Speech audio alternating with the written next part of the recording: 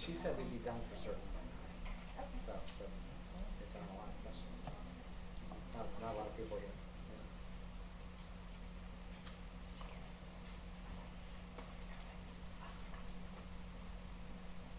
Okay, let's see. I don't know if this is working. Can you hear me? Yeah, there you go. Okay.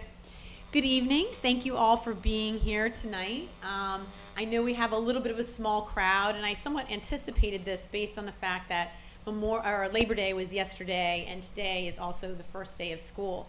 But we are taping this, so we can use this perhaps on the TV station as well as in the future if we want to go back to it or replay some of the information that we're going to be talking about tonight. So thank you all for being here. The main discussion this evening is going to be on pedestrian and bicycle safety awareness. And the governor recently announced that September would be Bicycle and Pedestrian Safety Month, and the town decided to support that and did a proclamation to do so. And so tonight we're going to be talking about ways that pedestrians, bicyclists, and motorists can all work together in being safe on the roads, because as we continue to move forward in the town, there's going to be more sidewalks, there's going to be bike routes, and there's obviously going to be cars. And so given that, we need to figure out how everyone can safely maneuver within the town. So before we start here, I'm just going to ask in the audience if there's anyone that has some announcements that they'd like to share with everyone, things that are happening. If they don't, then we can move on to the regular program. Councilor Luke Cousins, come on, stand up, please. Yes, so the next big thing that the Art Center is putting on is Bunko Night, Halloween Bunko.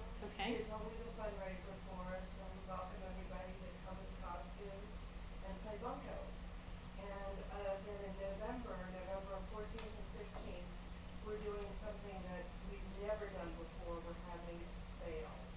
And everything in this center is going to be on sale for $99 from us. Oh, wow. So you can pick up some really phenomenal art at a terrific price. Okay, now say the dates again. The first one you were saying for Bunko, Halloween Bunko, The 22nd of October. And November 14th and 15th for, I have postcards. Okay, November 14th, 15th. Excellent. Thank you. Yes. Thank you. Anyone else? Councilwoman Sinicki. Yes, I'd just like to invite everybody to Oktoberfest. That is the first Saturday in October, October 3rd. And it is a family-friendly event, and everyone's welcome to join in the fun. It should be a great time. It's sponsored by the VBA, so there's a lot of local businesses that all contribute towards this, and so I hope to see you all there. That should be great. Thank you, Carrie. Anyone else? So before we start our regular program, I'm going to have Amy Jo Hendricks, who is the acting director of Parks and Recreation, come up and give us a brief update of what is happening over at the community center. And Amy Jo, you can use this if you'd like, or you can stand up here. It's your choice. I'll stand up there. Okay. My paper down. Well, today there's nothing happening at the community center. We have moved everything out. Well, just about everything. Our staff has been busy the last several weeks packing boxes and moving them to storage bins and different nooks and crannies all over town. So we're finally moved out. We have relocated up to Cedar Park Shopping Center, right above Neighbors, Subway, right up in the office space there. So come by and see us. What is It's the actual address? 262M Cedar Lane, and it's room 4, 7, and 10. The neighbor across the hall wanted 6, so we just changed numbers. So council approved Keller Brothers to do the construction on the project at the community center. We had a pre-construction meeting today. It probably will not start till the end of September at this point. We have relocated most of our classes to the fire department, Patrick Henry Library, Vienna Presbyterian Church, Vienna Baptist Church, some classes here at Town Hall. We're still trying to find some space. Our teen center is now located up at Cedar Lane in room 10. It's a nice space. We're looking forward to the new center. We're looking forward to having HVAC that works, a roof that doesn't leak, and electric and water and sewer that doesn't spout water everywhere. The first part of the renovation, when it does start, will be the switching of the bike trail back to its original location. So that's going to go from where it is now to the other side of the parking lot next to that culvert. There's going to be some enhancements, safety enhancements, to cross over to Park Street over onto the other part of the trail. So you'll start to see people milling around there and fencing going up. That'll be the first thing we see. We'll know more probably by the end of the month as to which phases, how that phasing is going to happen. The work hours for construction are 7 a.m. to 8 p.m. Monday through Friday, and Saturday 9 a.m. to 8 p.m. So we're hoping that it doesn't interfere with any of the neighbors sleeping in the morning. They've promised, the construction company has been very accommodating with our concerns. So I think if there are any problems, they will let us know. We can let them know, and they'll work with us. That's about it. Do you have any questions? I can try to answer them. Groundbreaking. Oh, that's right. I brought those. I have an invitation to our groundbreaking on September 17th at 4 p.m. So I'll leave those up here for anybody that would like them. That sounds great. Yeah. The community is invited to the groundbreaking on September 17th at 4 o'clock over at the community center. So that should be exciting. Is this working? Okay, good. Yeah. Good. Thank you so much, Amy Jo.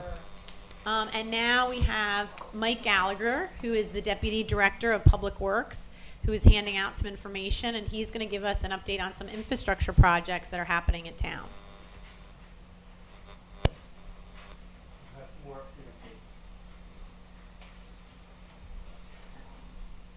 Okay, so I'm sure, as everyone has noticed, that there's a lot of construction going around town, and obviously not just the development community, but the town's been incredibly busy as well. The biggest project, I'm going to focus on sort of the pedestrian and bicycle projects, but what I gave you is all of our projects and active projects and contacts for updates and links to the project pages. But one of the big projects we have going on is Fallen Lane is under construction. And that is from just before Maple Avenue up to Eccles Street. And that's going to include a new sidewalk as well as bike routes that will continue the bike routes existing up near Navy Federal Credit Union and continue down towards Maple Avenue. Another big projects that you've probably seen is Cottage and Tapawingo. Those new sidewalks are, I think, 95% complete now. There's maybe some minor details that still have to be finished on those.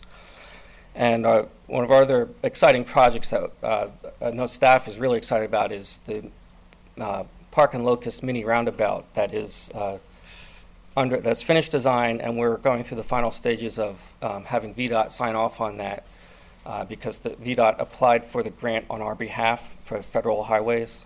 VDOT is looking at our plans and making sure, they're providing us some comments, and so I believe we've satisfied all of VDOT's concerns, and we expect to have that out for bid and under construction and completed by the end of October. We're keeping our fingers crossed. So,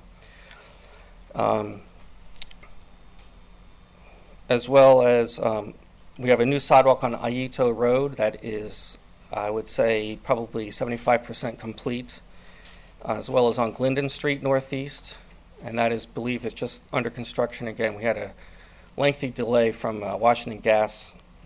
They had to relocate a line that they finally got through, and they did that, so we can now complete that project. John Marshall Drive Northwest has a new sidewalk as well. That is under construction. And let me see. we have some signal upgrades. I don't know if you've noticed on Nutley and Courthouse, we've upgraded those signals. We're doing the same thing at Center Street here at Maple Avenue, and also at Center Street and Courthouse and Lawyers Road. We're replacing all those signals there, and enhancing some of the crossing, the audible and visible pedestrian crossing, pedestrian activated signals.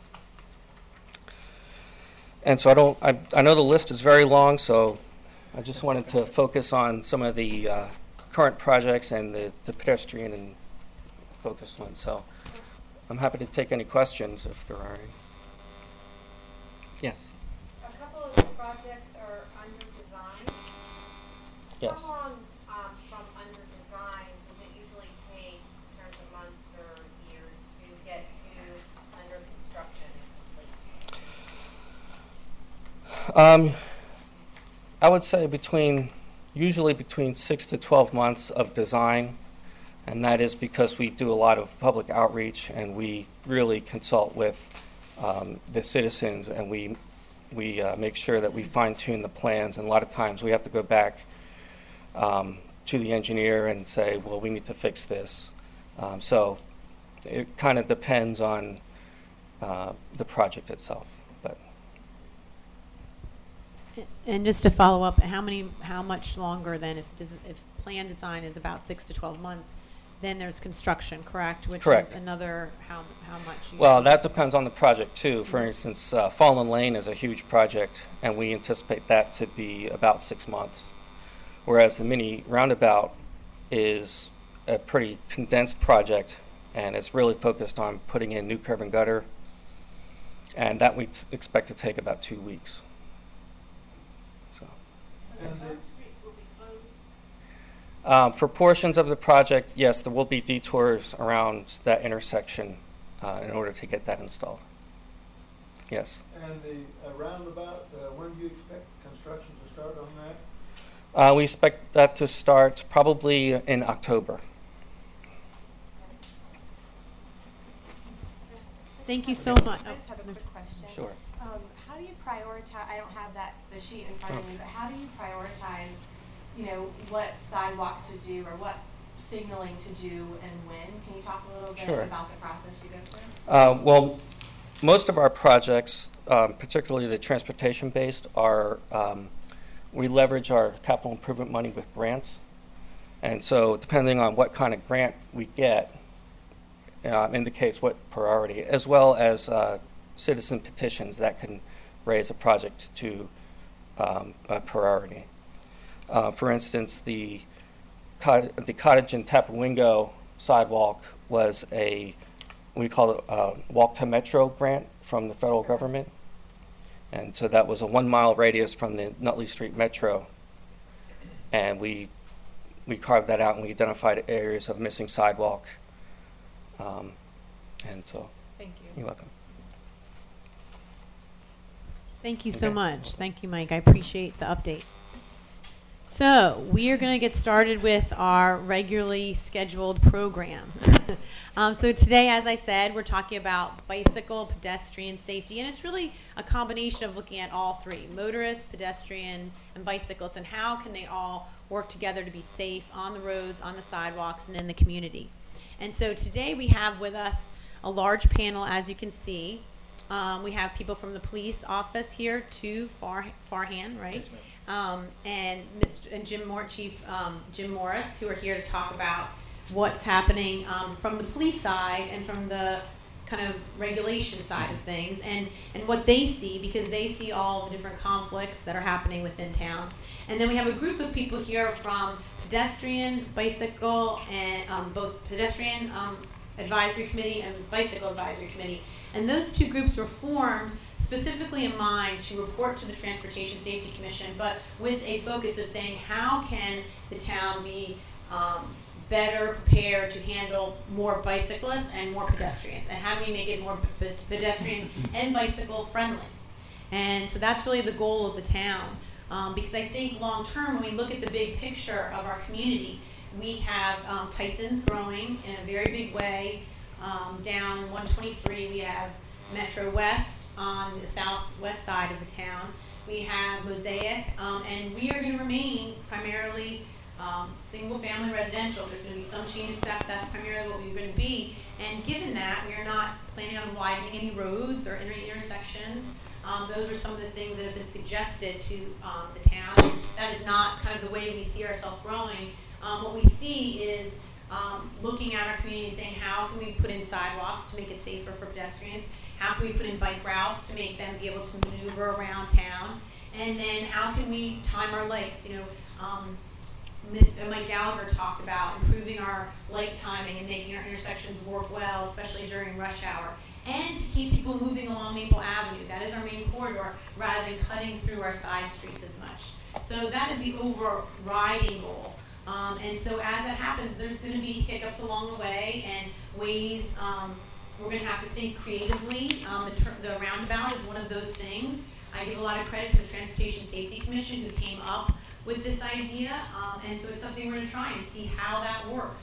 But we have to be creative and to think, how can we, you know, make people move in a positive way throughout the community. So I think this is a beginning or a starting point. The discussions are going to continue as we move forward, and I think that's the best thing. I think one of the best things we can do is educate people.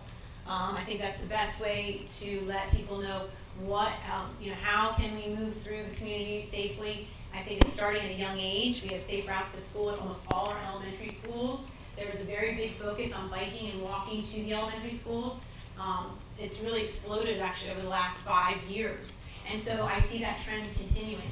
And so hopefully from a young age, our citizens are going to really know how to bike and walk throughout the community, and we'll continue that as adults if they stay here. So we have with us today Sue Ormanlin from the Pedestrian Advisory Committee, Julie Hayes from the Pedestrian Advisory Committee, Sean McCall, and he is from the Transportation Safety Commission, as well as he also sits on the Bicycle Advisory Committee. Tim Fricker from the Bicycle Advisory Committee, and as you can see his shirt, Bikes at Vienna. He has been a wonderful advocate in the town for bicycles, as well as being a wonderful small business owner on Church Street.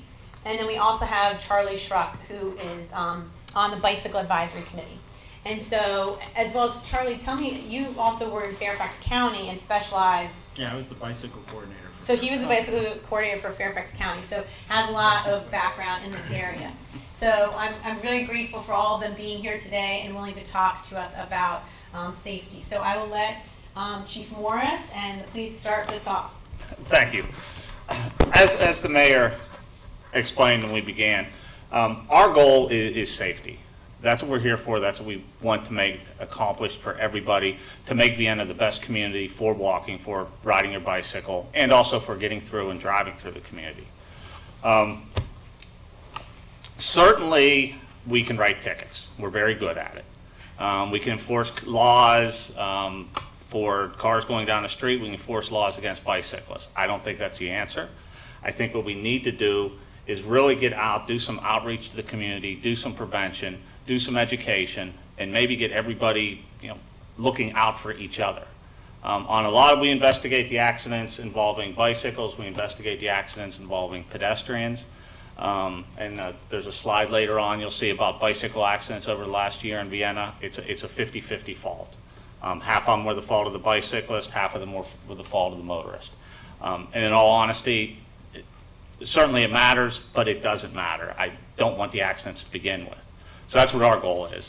As you see on the screen, when I met with the mayor several weeks ago, we talked about this and we talked about what we can do to make bicycling in Vienna just safer. I think the complaint specifically was where the path crosses Church Street, and we talked about some of our efforts there. I went back and met with Sergeant Farhan about, you know, what we could do in that area. Doing some research, he found out, you know, we already have a program. The Eye to Eye program was in Vienna several years ago. I mean, you all probably have heard of it before. Already have literature on it, already have a banner on it, already have educational material on it. So that's where I'd like to start, is bring this program back out and bring it out to the forefront.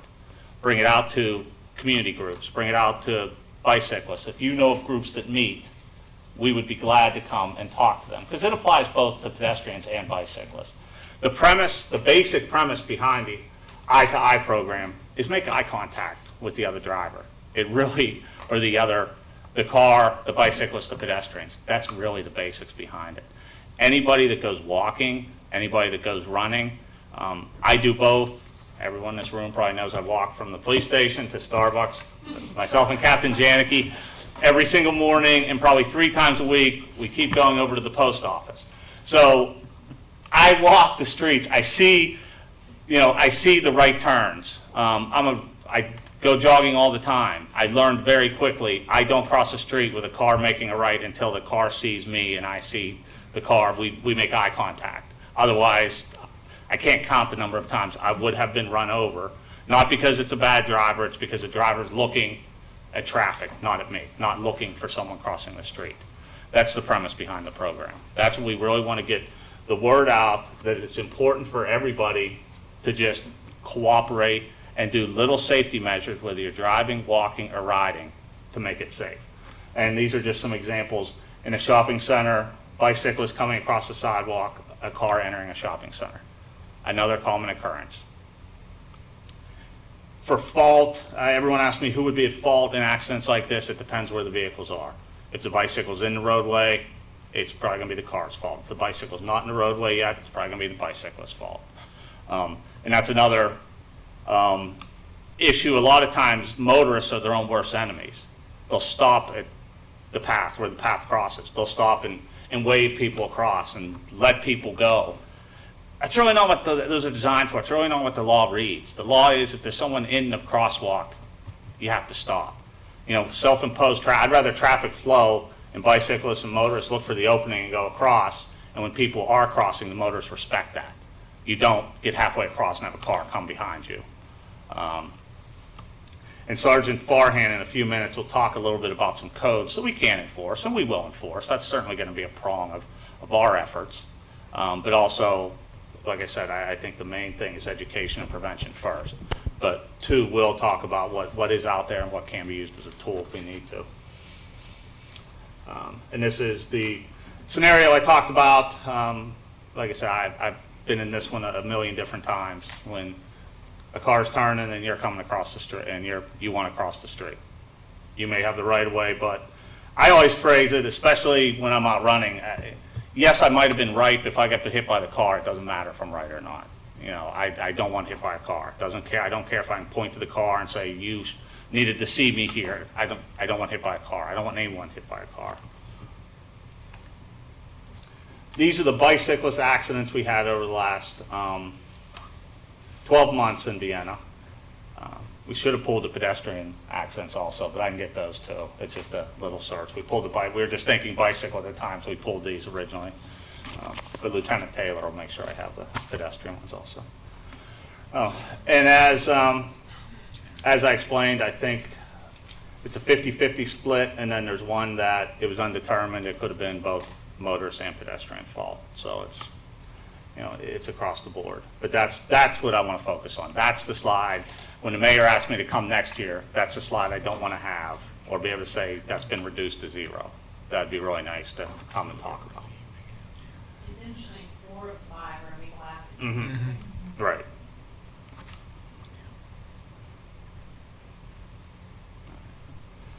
This is the banner. I was just speaking with the mayor. We were a little behind on getting it put up across Maple, because there's a whole pecking order for getting a banner up, and currently Navy Federal has it up for their 5K.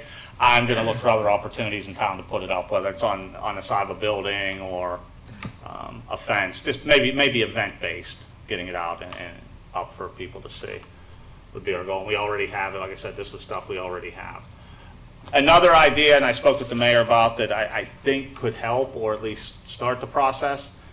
We have a lot of road crossings once you get into Vienna on that path pretty quickly. And you all tell me, it's probably a pain when you're trying to ride down. You have several roads you have to cross. I think it's important maybe to warn bicyclists on the path that, hey, you're entering Vienna, and by the way, you're about to come across several road crossings, in a fairly short distance. I know just when I run it, I cross 2. So I'm sure bicycling, when you're cycling, it's probably nothing to get to to cross Park than to get down to Maple. So we're thinking it'd be a good idea to warn the motorists as they come in. The park authority's already said we can do this. We just have to present a sign theme, a sign design to them, and I'm sure Mr. Gallagher will gladly have that sign made for us. One of the things to be aware of, I know Fairfax County, because of Tyson's putting up directional signs and warning signs, so you may want to check with what the county is, just to be consistent along the trail. Okay. Because so just to see what they have, and we might be a little different depending on what we want to say, but Right. just to be in sync with what they're doing. Okay. Yeah, I just thought, like I said, I thought it was a good idea just to get it up and just warn people both directions coming in. And for the most part, that's our prevention efforts. We're discussing also getting flyers, because one of the things we're going to do is go to these crossings and just place officers there and stop cyclists coming across that aren't, yielding to traffic, stop traffic coming across. Not to stand there and write tickets all day. What I'd like to do is maybe have something to hand them, to hand a motorist, to hand someone on a bicycle, even hand a pedestrian that's not paying attention coming across the street, just reminding folks, hey, you got to watch. Someone's going to get hit by a car here. So we're looking at that. We have some quotes on some costs to get some informational material out to people. One of the debates we're talking about, though, is if people are riding bikes, we don't want to hand them a big sheet of paper. So we're thinking maybe something a little smaller or something a little just with some of these little points on it. Eye to eye, here's some pointers, and I'll work with you all on what those pointers should be, what they should look like, what is good informational material for cyclists coming through. And at the same time, same thing for the motorists coming. If we see motorists that, maybe don't violate the law, but, pretty close to doing it, stop them anyway and just have a little chat. Maybe give them some informational material. Have a little checkpoint about the way you should be acting at these crossings. Just all kinds of efforts like that we're prepared to do over this month. And just, like I said, Sergeant Farhand's taking the lead on it. So if you have any ideas, please feel free to shoot me an email, let me know, stop by the station. If you have specific concerns, let me know. Everyone's pretty good about giving me locations to do radar and do enforcement. So but certainly this to me is a open project. We don't have all the answers. We don't have all the preventative efforts that need done. So we are certainly open to anything that we can do to solve the problem, basically. And with that, I'll turn it over to Sergeant Farhand. See, I talk about the nice stuff. He's going to talk about what a ticket's going to look like and what code's going to be written on it. Exactly. Obviously, like the chief said, our goal is the prevention. Make sure everybody gets home safe. I think you get in an accident, nobody wins. Whether you're the car driver hitting the bicycle or the bicyclist getting hurt, nobody wins. I'm going to go over some Vienna codes and state codes, just briefly, and what you're responsible for as a bicyclist, a driver, or a pedestrian. The bicyclist under state code and Vienna code has to actually operate the bicycle at a reasonable speed. You see sometimes bicyclists just zooming by, and usually some of that contributes to crashes because they don't stop. And you can't ride two abreast. You can't do stunts or ride down, carry another rider on the bicycle. That's more of a what the bicyclist can and cannot do actually while riding. Now, this is part of it. We consulted with VDOT and VDOT website and got some of the information here. Every person operating a bicycle on the roadway, and certainly in the town of Vienna, they have to ride as near to the right side of the roadway as practicable. You have to signal your turns, your stops, and all of that. When an officer signals you, you have to obey the officer's directions. You have to yield to pedestrians. Crossing roadways, crossing. You have to remember, when a bicycle is in the roadway, it's considered under state code a motor vehicle. You have to obey all the laws that a motor vehicle does. A car, certainly. Making signaling all your turns, stop, and Yes, ma'am. I've heard that they can stop, if they can stop at the stoplight, let's say there's a stoplight, but if there's no traffic after a certain time frame now, they are then allowed to cross, which was not the case before. Yeah, they changed that basically because the bicycles, they don't trigger the sensors. Right. So now, and I have a slide on that, basically you can stop at the red light, and after 2 cycles or 2 minutes, whichever is shorter, you can proceed with due caution through the intersection. But you have to wait at least that long. And that's specifically designed because they're not triggered. They're not If there's triggered. traffic there, you're part of Yes. traffic. Okay. Yes, it's 2 cycles, 2 minutes, whichever comes first, and you can proceed through. See why I brought him? And it talks about bicycles on private property. You can't ride any bicycles on private property. You can ride a bicycle on the sidewalk when it's not safe to ride on the road. You certainly can get on the sidewalk, and that you're considered then a pedestrian. That's another, just more of the same here. And if you look at number 1 there, that's the one I just talked about. You come to a full and complete stop at the intersection for 2 complete cycles or 2 minutes, whichever is shorter, then you can proceed. It's right here.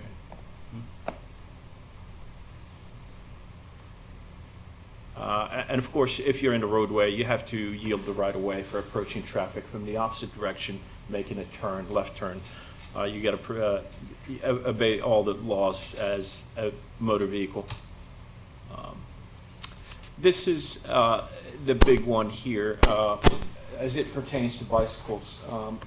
We have stop signs on the trails, and you see this a lot, at least on the police side. Bicyclists do not stop. They just proceed through the intersection, and people ask, what could we charge the bicyclist with? And that's the state law that we could charge them under, is basically not stopping before entering the highway, because you have to stop before you enter that highway. And that's the state code for it. And if I'm not mistaken, I think the state enabled legislation that we could actually enable enforcement of the stop signs on the path, if I'm not mistaken. We haven't done that, but I think we have the ability. Okay, that's good to know.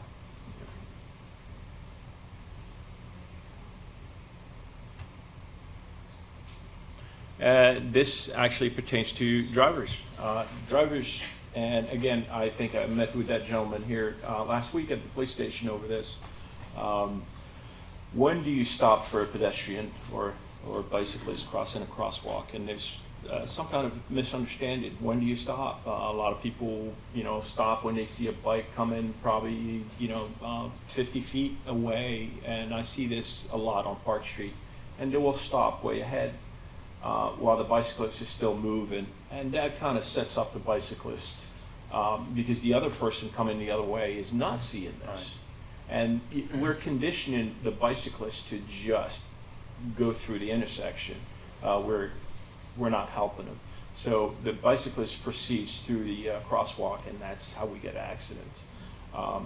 You are not obligated to stop until the person enters the crosswalk. That's what the state law is. That's what you're supposed to do. Yeah. When they enter the crosswalk, that's when you stop. Okay, so I'll tell you, I do exactly that. I see the bicyclist coming down, and so I stop, because I'm like, okay, I'm trying to wave him on, I'm trying to make eye contact with them, say, Right. and Yeah. So, and try not to tie See, yeah, we're getting. I want them to be able to, Right. see, but you're right. Yeah, so then they get used to that, and that we're setting them up for failure, and not to. Also, people behind you all of a sudden are stopping because they don't know what you're doing. There's nobody around, and you're stopping. So that's the big one that I see a lot of, mostly on Park Street. So. And again, the under 924, when you're jaywalking, it says no pedestrian shall enter or cross an intersection in disregard of approaching traffic. You can't just walk into the middle of the road to cross in front of cars for a reason. So, and that's more of it. You can't step onto a highway in front of motor vehicles because it's hard for them to see you.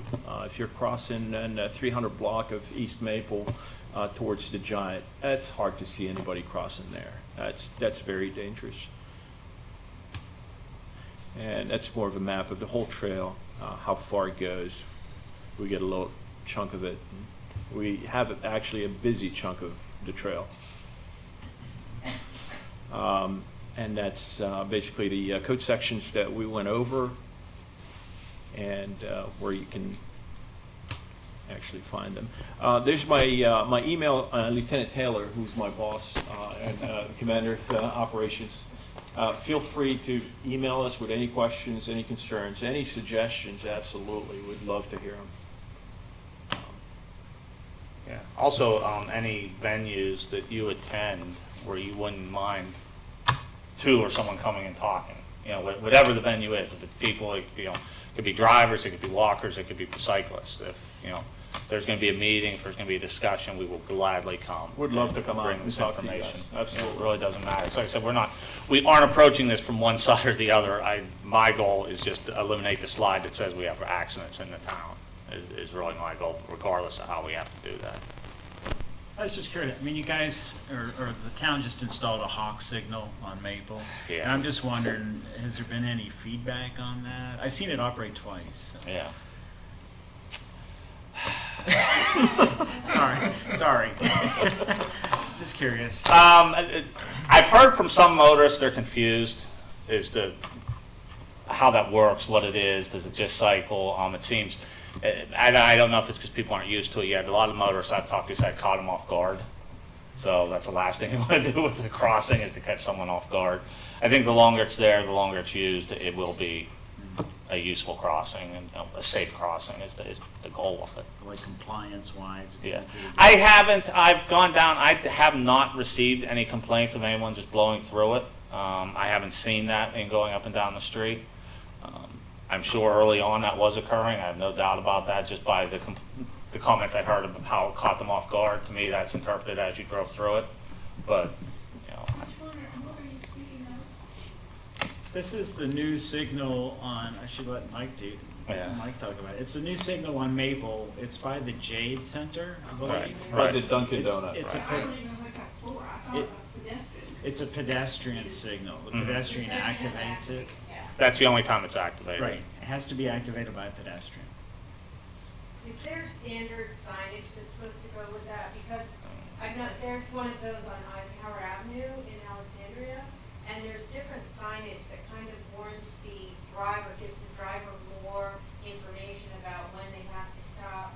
And because I heard people talking about they didn't know, like it went red and then it started flashing, and the driver didn't understand because there were no pedestrians. They were actually able to go, but they thought they had to stay immobile as long as the light was red. But I think the sign in Alexandria warns drivers that you can proceed on a flashing red with no pedestrians in the crosswalk. Maybe that would help. Where'd you say the sign was? Eisenhower Avenue, just as you're, By the animal shelter there? yes, and, well, the other end, Right. heading towards the old animal shelter. Okay. By the cemetery, where you're coming to the traffic circle. Right. It's right over there. So I will say, I have heard from a couple of people who work in the buildings on the other side that they like having that as an access point. They have not complained that people didn't stop, but they just said that they liked having the crosswalk, that they didn't have, because they would just run across the street. Right. So, traffic lights, from Nutley all the way down to Warriors. Right. So hopefully that is, but you're right, I think it sounded so confusing drivers. Yeah. I was just going to say, I came home on Saturday night, and it worked beautiful. Somebody was crossing, very visible. Bunch of cars stopped, including me. It was very visible, it was very clear. The signs were very visible, clear. Good. Well, my person seemed very safe and felt very safe in crossing over to the Dairy Queen. It was very clear. Okay, good. I And think that's, people are getting used to it. they are, and that's the importance of it is, if we're going to tell people crossing the crosswalk, we have to have them where people can cross, because, you know, nobody's going to walk a ridiculous distance to cross. So hopefully your experience is exactly what the experience of that is going to be from now on. It might help, and maybe you already have, but I didn't notice it, to have in the town newsletter, just, have you seen the new crosswalk, and just a real short blurb about That's a good what it's idea. for. So I do think a lot of people in the town read those, so I think it was people understanding what we need to do. Okay. Okay, yes, ma'am. Well, I have a question about helmets. Could you just briefly tell what the law is for helmets? Because I see a lot of adults not wearing helmets. Right. Which doesn't seem to be. In the town of Vienna, 14 and under, you're required to have a helmet. Yeah. Unfortunately, for adults, Optional. Optional. It would be, it's great to have a helmet. I would advise anybody to have a helmet. Yeah, it's 14 and under, and to be honest, that's one of my favorite programs, because usually you can get DMV grants to get helmets. So you do bicycle rodeos, and you give them out like candy at the rodeos to the little kids. It's a really good tool. Well, thank you guys. So next, you guys have some things. And We got some slides over there. Sure. Oh. Sorry. Okay. No, you can't come over. You can do it. I have to. There you go. Thank you. Yeah. Okay. I'll actually do it. You can talk. I'll press. Oh, thank you. Sure. Have a seat. Hello, I'm Julie again from the Pedestrian Advisory Committee, and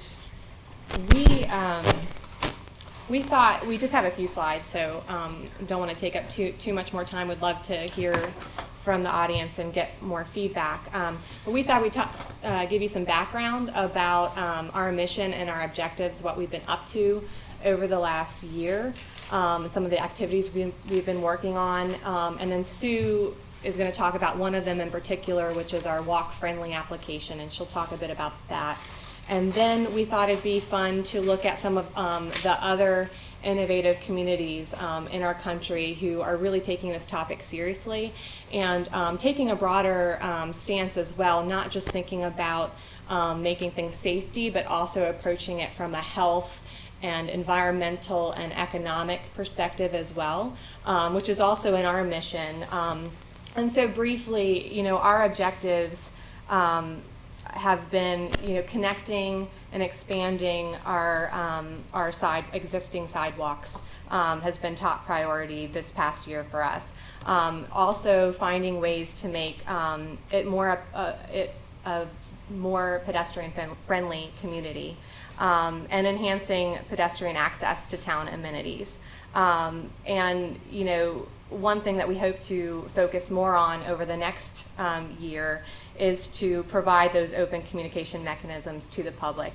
And thank you to the mayor for hosting this forum, because this is an important way to garner your feedback. And if you have any suggestions for how we can also garner more public comments and solicit more public involvement, please let us know, because that's our aim over the next year. Some of the key initiatives that we've been working on this past year have involved providing recommendations to the Transportation Safety Commission, which was then approved by Town Council to put together the Pedestrian Master Plan. It's the town's first pedestrian master plan.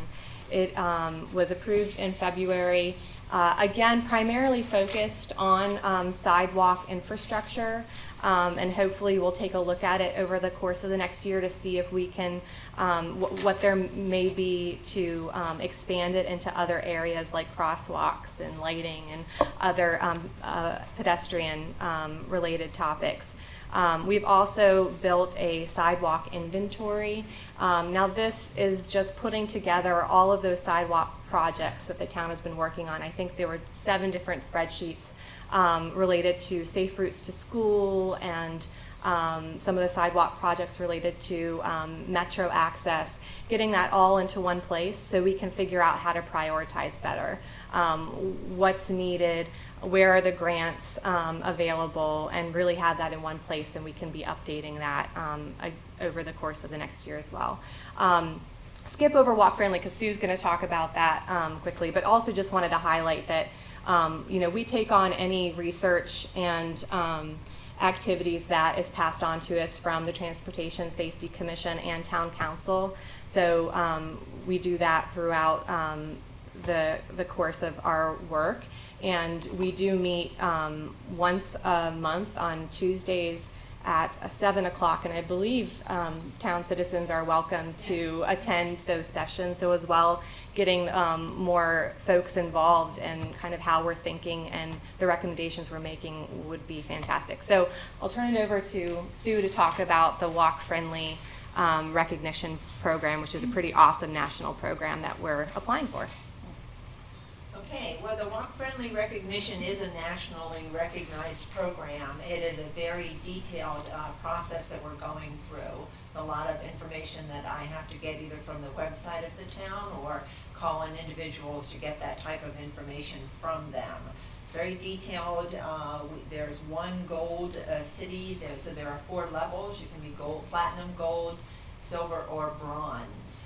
We hope to have the application completed and presented December 1st is the next deadline for it. They can be entered either June 1st or December 1st of each year.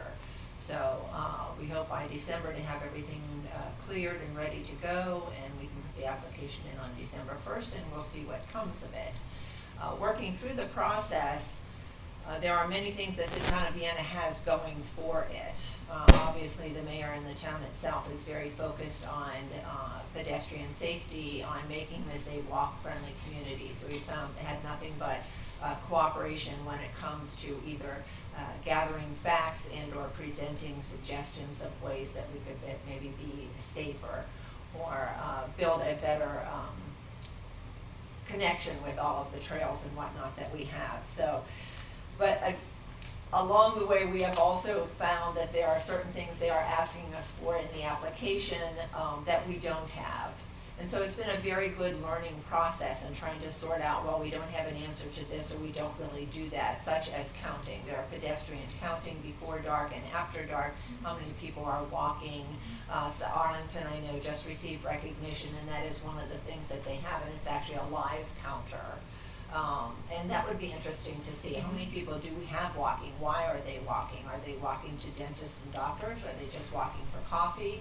Are they just out walking? So it would be good to have some of that information out there so we know who we're talking about when we talk about pedestrians and why they're out there and what they're doing.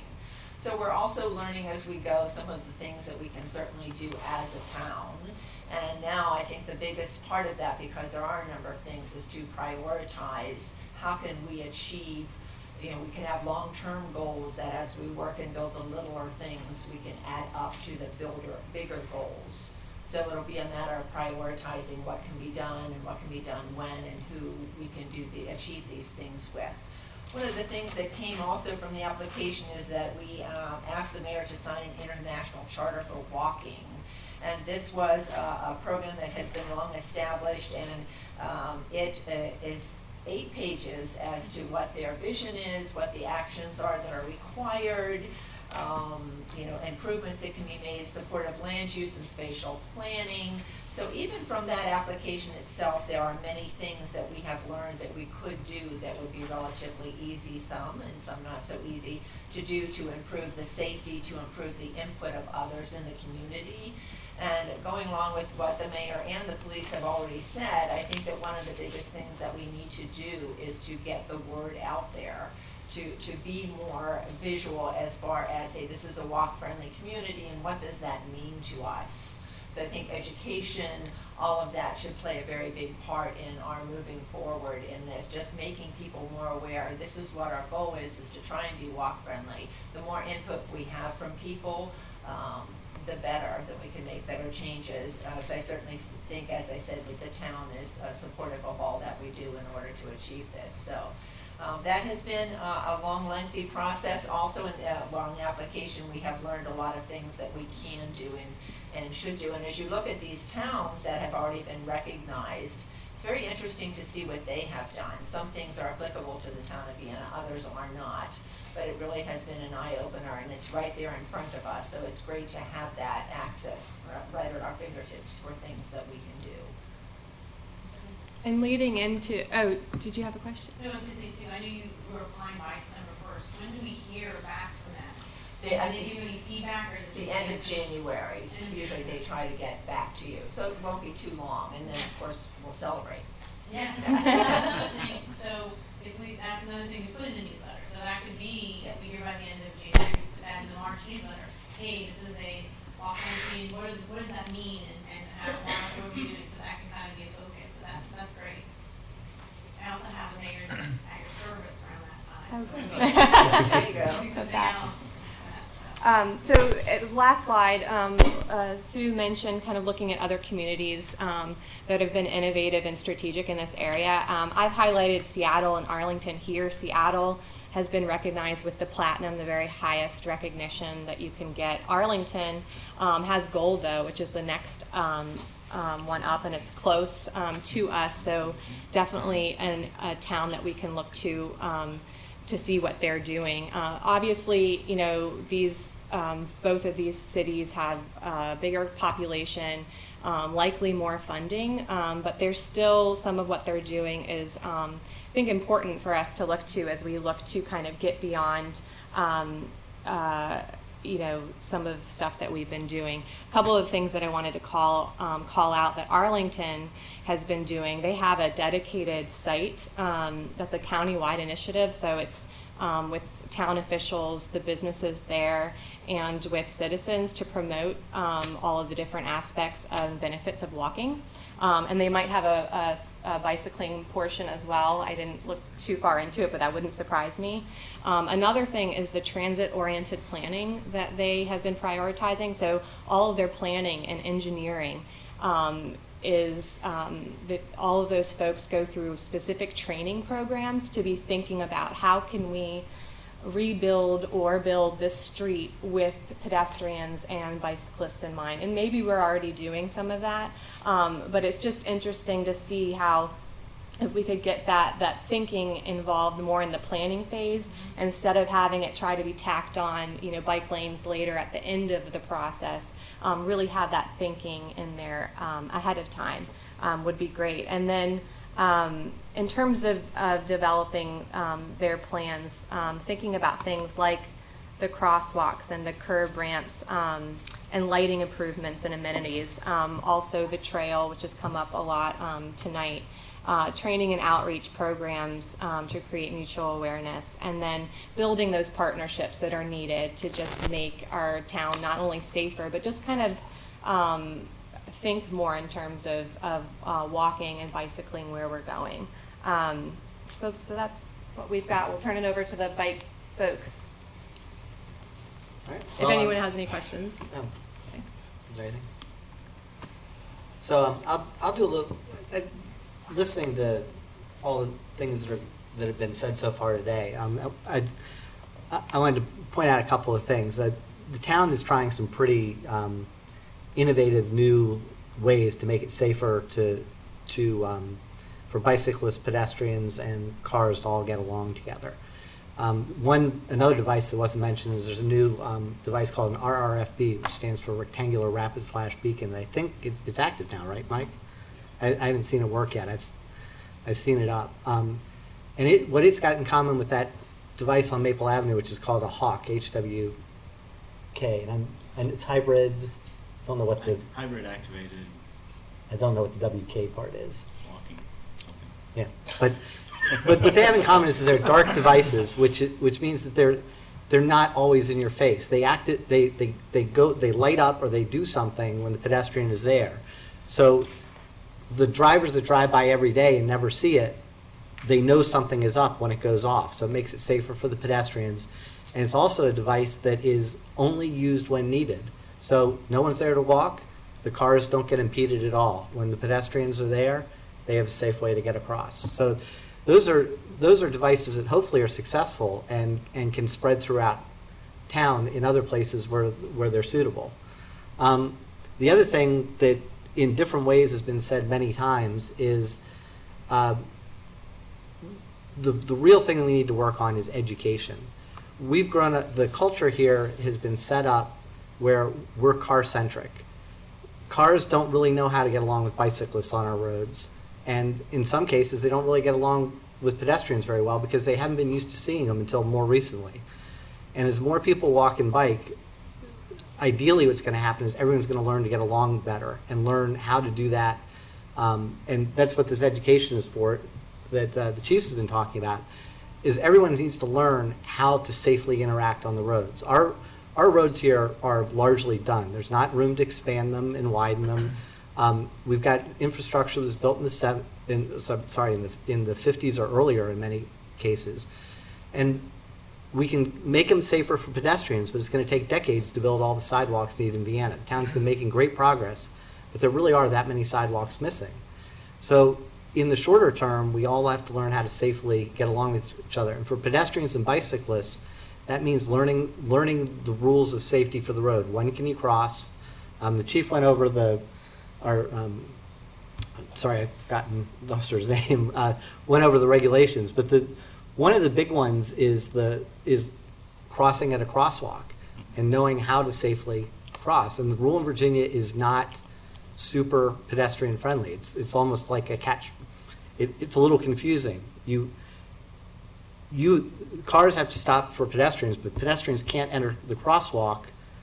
The cars have to stop for pedestrians in the crosswalk, but the pedestrian cannot enter the crosswalk in disregard of oncoming traffic.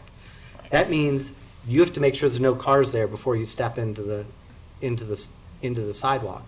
It also means that your foot has to be in the crosswalk before the cars are obligated to stop for you. So one of the things that people should learn to do is physically put your foot into the crosswalk.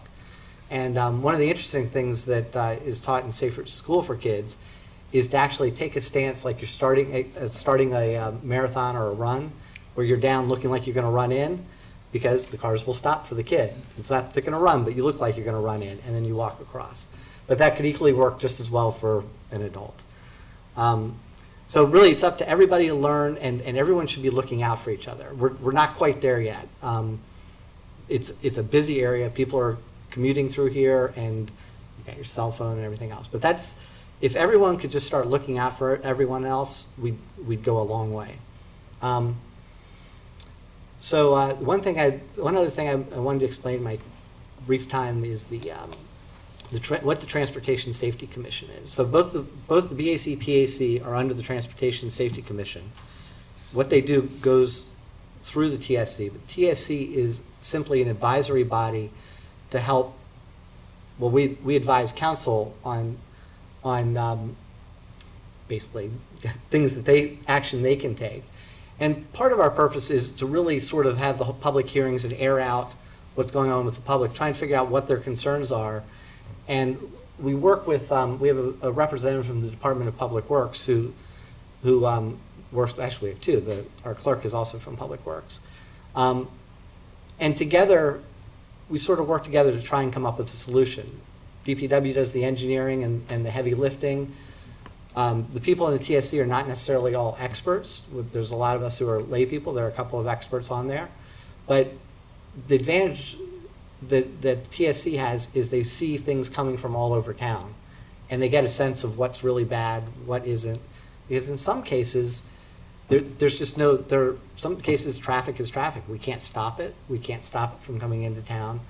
But there have been a lot of innovative things coming up where we've been able to help between, collectively. And then town council is the one that gives, everything goes through council, I think, or almost everything in this town, because yeah, which is pretty much everything. There are things DPW can do. But if you have safety concerns in your neighborhood, a great place to start is if it's something where you think enforcement can help, is go contact the police.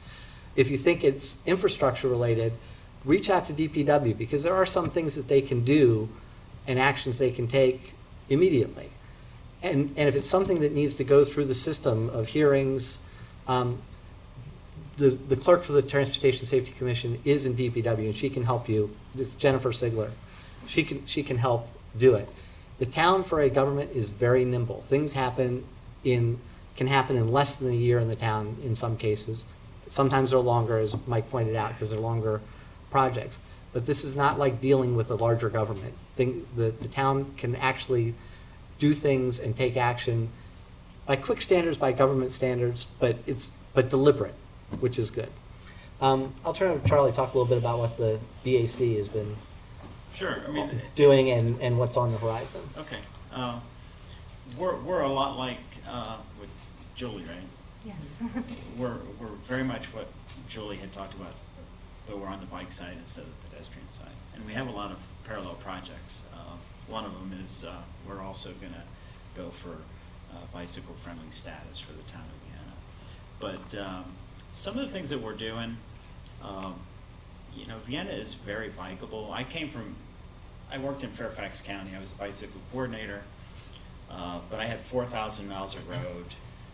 Fairfax is huge. A lot of traffic, high speeds. Vienna is wonderful.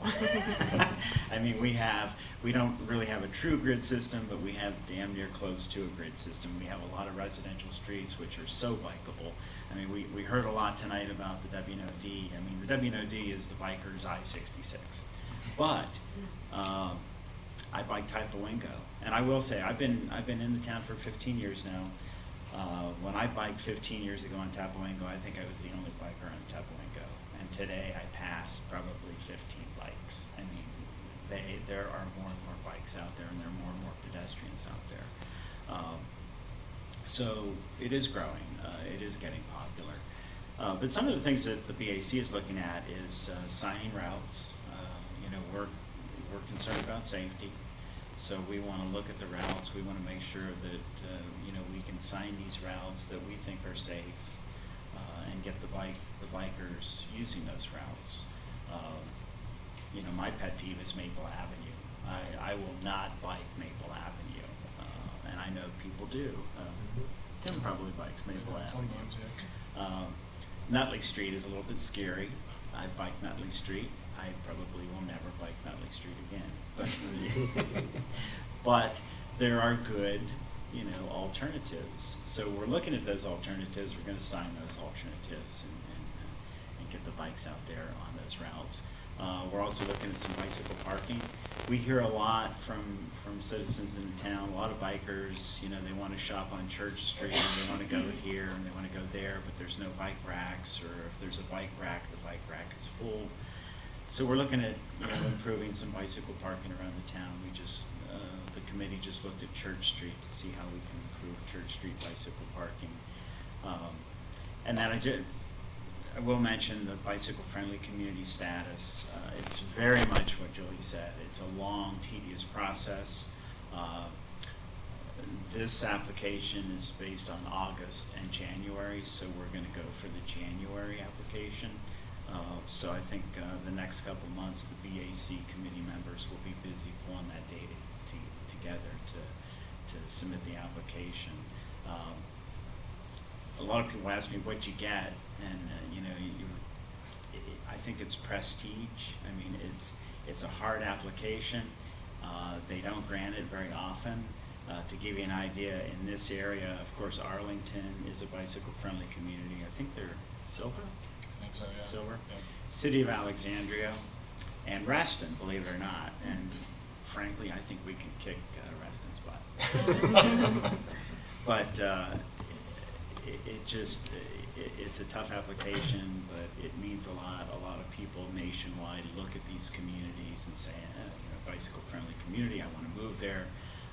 We've heard of businesses in Reston that now that Reston has a bicycle-friendly status, that there's actually corporations who want to move there. And I don't think we'll have that issue here in the town because we're mostly residential. But so those are some of the things that we're working on. And I just wanted to piggyback on, you've heard a lot about education tonight. That really is a big thing. And I have a traffic engineering background, but my daughter just got her driver's license Friday. and my hair is trying to turn grayer. And I mean, I feel for her. And I think about, some of the things that we talked about. We mentioned a hawk signal. 5 years ago, there was no such thing as a hawk signal. Sean mentioned the rectangular rapid flashing beacons, the RFBs. 5-6 years ago, there was no such thing. I mean, every year the Federal Highway issues a whole new set of signs and pavement markings. I don't think we have sharrows or shared lane markings yet in the town, but if you go to Falls Church, there's actually new pavement markings for bicyclists. So drivers are just inundated with all these new things. I mean, City of Alexandria they're experimenting with what's called a permitted flashing arrow. God forbid, I mean, this is like, it's just going to require education. It comes down to education. So that's really critical. I'm rambling. Do you want to fill in? One thing that we often hear about on the Bicycle Advisory Committee is issues related to the WNOD. That is a very common theme. Also, some of you may remember I used to write a column for the Vienna Patch, and the articles that I wrote that got the most feedback had to do with the WNOD. One of the challenges we face is that falls under the Northern Virginia region. No, what do they call themselves now? Nova Parks. Nova Parks, thank you. I got used to what they were called, and then they changed it. It's their jurisdiction, so there's only so much we can do in terms of making things work better on the WNOD, but we can work with them to try to improve things on the WNOD. I think a lot of it comes down to education, as we keep saying, and everybody looking out for each other. If you want to start a lively discussion, just say that all of the problems on the WNOD are the fault of this group. Doesn't matter which group it is, you pick a group and say it's their fault, and you'll just have people exploding all over you. The simple fact is, the problems are across the board. Every group has people that misbehave, and getting people to understand how they should behave and interact with each other is critical, and that comes down to education. On the bicycle parking that Charlie mentioned, we've been working to try to identify good solutions specifically for Church Street. Ultimately, we want to have good bicycle parking throughout town. One of the reasons why that's important, not just so that it's convenient for those of us that do like to get around by bike to do so, but it's been proven in studies throughout the nation that when you make it easier for people to get places by bicycle or on foot, business improves. I'm a business owner. That's what I want to see happen. I want more people better able to get to my shop by all means possible, and improve bike parking, pedestrian facilities, etc. is going to do that, and that's going to be good for businesses and for the town. So from an economic standpoint, bicycle and pedestrian infrastructure and safety is critical.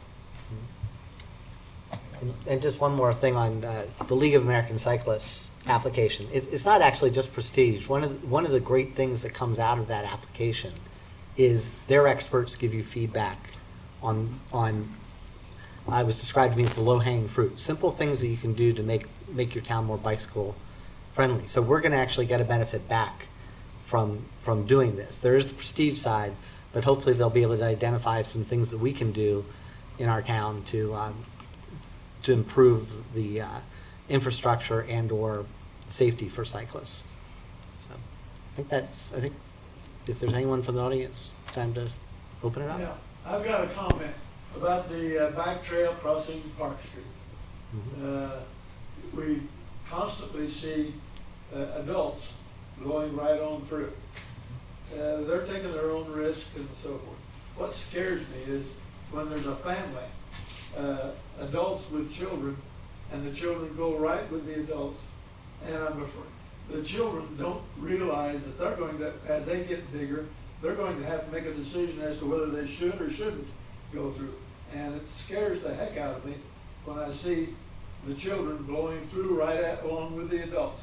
Yep, and it's straight to education, and it's actually educating people how to use a crosswalk, because the same rules apply with the bike as they do with pedestrian. And on the trail, the cyclist is a pedestrian under the state law, or has all the rights and obligations of a pedestrian.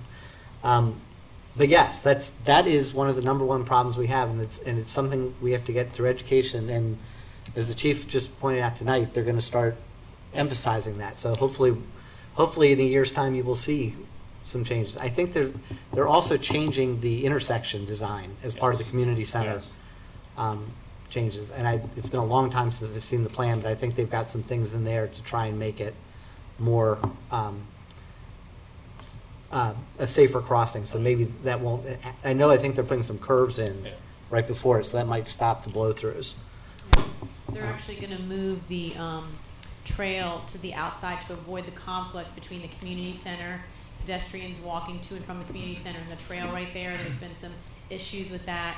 And then I think there's going to be some little bumps just to kind of let people know that they're entering or heading towards an intersection for bicyclists on either side. And so, as well as there will be no entrance to the community center from Park Street.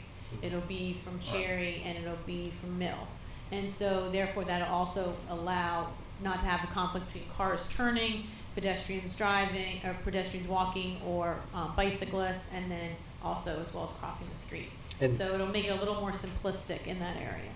And this also goes to, I think it was what Tim had talked about. This is the Northern Virginia Regional Park Authority that is making these plans. They're consulting with the town, but it's their, but it's their project. And it also, there's also something else that the mayor talked about, reducing the conflicts at the intersection.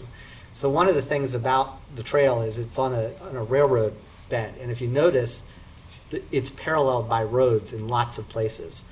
So it makes for very difficult intersections. You have bicycles crossing across sidewalks where pedestrians are, where pedestrians have just come across, and to give the Church Street crossing as an example, that's Dominion, right? That's immediately adjacent. Dominion's only a few feet off that intersection, so you've already got a controlled intersection and then another conflict point right next to it. So people are coming out in a turn and they're right there. There's a lot of stuff going on there. So these are just inherently difficult intersections that were never designed for all the different modes of transportation that are going on in them. And we can't tear them apart and make them better. I mean, they are what we have. So this all goes to everyone learning, if pedestrians and cyclists learn how to follow the law at the crossings, and cars know what that is, and we stop doing, I do the same thing the mayor does. I'm always afraid there's a cyclist ready to get zoomed through, but if the cars do what they're supposed to do and everyone else does what they're supposed to do naturally, it will get safer. But this takes a lot of time. Everybody, it's a change in mindset. And the same way that, we've got these new signals where no one knows how they work. Everyone knows how stop signs work. Everyone sort of knows how four-way stops work. We take turns now, even though that's.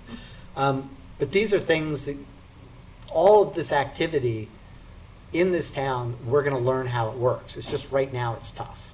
Our kids are going to grow up. They're being taught in school and safe routes to look out for themselves. As the biking culture picks up more, it's not going to be a bunch of renegades out there. It's going to be more. It's going to get more like in other areas that have had all this for a longer time. I took a trip to Boston like 2 years ago, and it amazed me how many people were moving through intersections, bikes, cars, and people, without conflict. They were all respecting each other. And I think that's because the culture there has been established a lot longer than it's been established here. But it really is, everyone needs to learn, and everyone needs to be educated, and hopefully the police can help educate some of the people if they have the presence there. Someone has to do the educating. If no one goes out, no one's on site to let these people know, no one's going to learn. And it's not being taught. Well, your daughter just finished. How big was the bicycle education in driver's ed to be able to get their license? One sentence. One sentence. So that's, it's not just us. It's things the state has to look at. And the state did sponsor the bicycle and pedestrian safety awareness, is a month. So maybe DMV will hop on board, and because that's a great opportunity to teach people. All these high school students take driver's ed. And but the thing is, you can only start training the generation now to get better in the future. It's like recycling. When I was a kid, we were taught to recycle, and environmentalism was a big thing. Well, it wasn't until we became adults that it seemed like it really started through. You have to start early. So Some things we can do things about, some things we can't.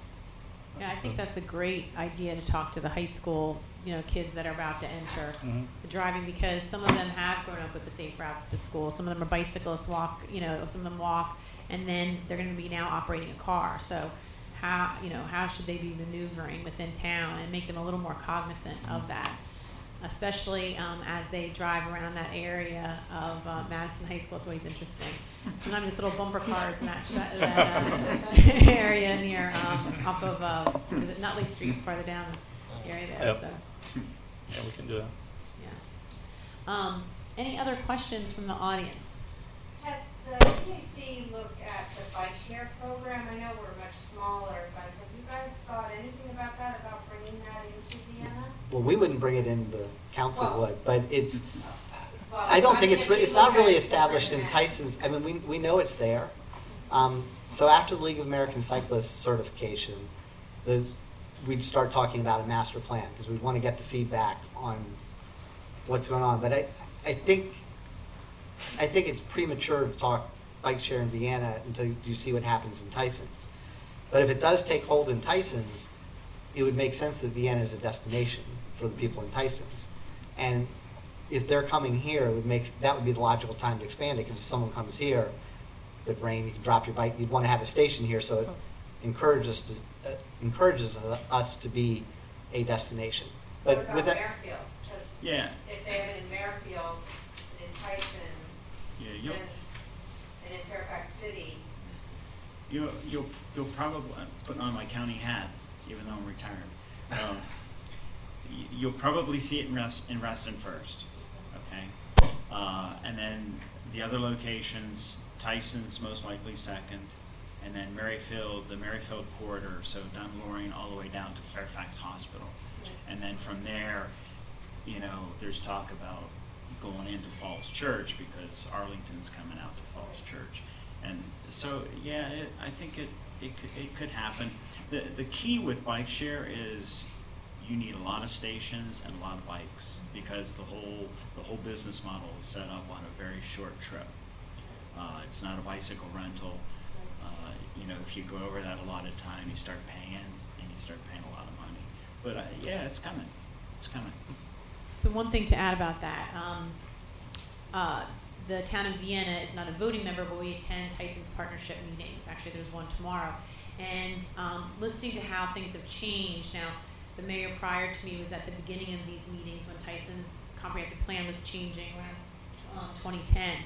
But they are trying to make Tyson's bicycle friendly. They are putting in lanes. And so it is amazing how that has changed from such a car-centric discussion even to how they're trying to think about pedestrians and specifically bicycle lanes. So it'll be interesting to see how that evolves as properties are redeveloped and streets are redeveloped, because part of some of the plans of redevelopment are changing over some of the streets. So I'll be interested to see how that happens, because that will, I think, have an influence certainly here. And certainly as a town, I think it's important to have bicycle access into Tyson's. We want to be able to access that. When I think long-term about the town, we want to be this gem of a community outside of what will be a city, but we want to have bicycle access, we want to have walkability in there, and public transportation to that area. So those are things that we can kind of look to. It's not something that's going to happen tomorrow, but it's something over the next 10 to 15 years that we'll be looking at. So, any other questions? No? Yes. My compliments for being so thorough. Well, thank you. I will piggyback on that statement. Thank you so much. I will tell you, one thing that I think is great about the town of Vienna is these are all people that are residents of the community that volunteer and that help make this a better, we're talking about bicycling, but we're also talking about healthy community. We're also talking about environmentally friendly community. So all those things are kind of pulled together. So volunteers make that happen. So thank you to you all for being part of this. And like I said, this is the starting point. We're going to have a lot more discussions over the coming year as well as years as we continue this. And any of you that know of someone who would like to have the police department Sergeant Farhan or Chief Morris come, they obviously are readily available and would like to take you up on that opportunity. So thank you. So thank you to all of you guys. I appreciate your time. So I'd like to make a plug for the upcoming mayors at your service. There's one in November, and I think we'll have a packed room actually. It'll be about I-66 expanding. And so that will be, I'm having Susan Shaw come back and discuss what will be happening with I-66. And then in January, we have Jim Lewis, who is going to be talking about World War II, which is historical and should be really interesting. He always brings in a packed house as well. And then you kind of gave me an idea. I haven't planned March yet, but we'll talk more about perhaps walkable or walk-friendly communities. So hopefully I'll see you all at those, and please let people know about them. So thank you all very much. Okay. Good to meet you. Thank you very much.